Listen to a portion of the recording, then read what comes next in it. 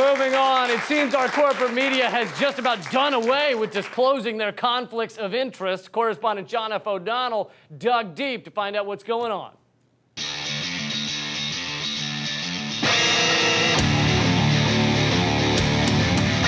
All right, full disclosure, when I was 12 years old, I stuck my penis in a Chinese finger trap just to see how it would feel. And when I was 20 years old, I did it again because I knew it would feel great. Ah, it's so wonderful to get that off my chest. Full disclosure is a good thing. It's important. It impacts how we view what we're being told. So why can't corporate mainstream media outlets seem to do it? According to Media Matters, the Washington Post is allowing writer Ed Rogers to praise and push for military action against Syria without disclosing that he's a lobbyist for defense contractor Raytheon, which makes the Tomahawk missiles used in the recent strike. Conflict of interest much? Are you kidding me?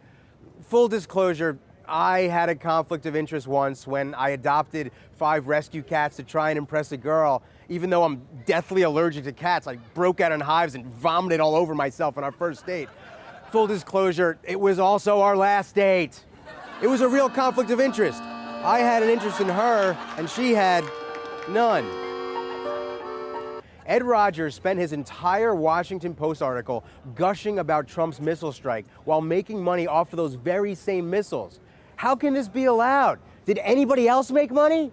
Donald Trump personally profited from missile maker Raytheon's stock jump after a Syria attack? Damn it! Yep, according to FEC filings from 2015, Trump has stock in Raytheon, and I heavily doubt that he would have sold it since. Why would he? It's a great investment. If I were his money manager, I'd advise him to buy more Raytheon and then fire that Raytheon at Syria, Yemen, Iraq, Canada, France, Coachella, wherevs. It's good business because the Syria airstrikes instantly added nearly $5 billion to multiple missile makers' stock value. Hooray! Full disclosure, I also have stock in Raytheon, but not the weapons company. I have stock in Raytheon. Ray was my best friend growing up in Jersey, and I invested $50 in his business that repurposes obsolete CDs into ninja throwing stars. I am not expecting a return on that investment.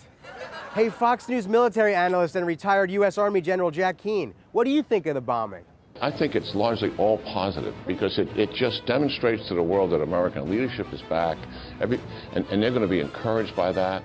Our adversaries, I'm absolutely convinced, they're going to reevaluate and they're going to have to assess their ambitions now against the United States. Bold words. Too bad Fox, who has you on all the time, never discloses that you're on the board of directors of General Dynamics, the weapons company that develops the launching technology for Raytheon's Tomahawk missiles.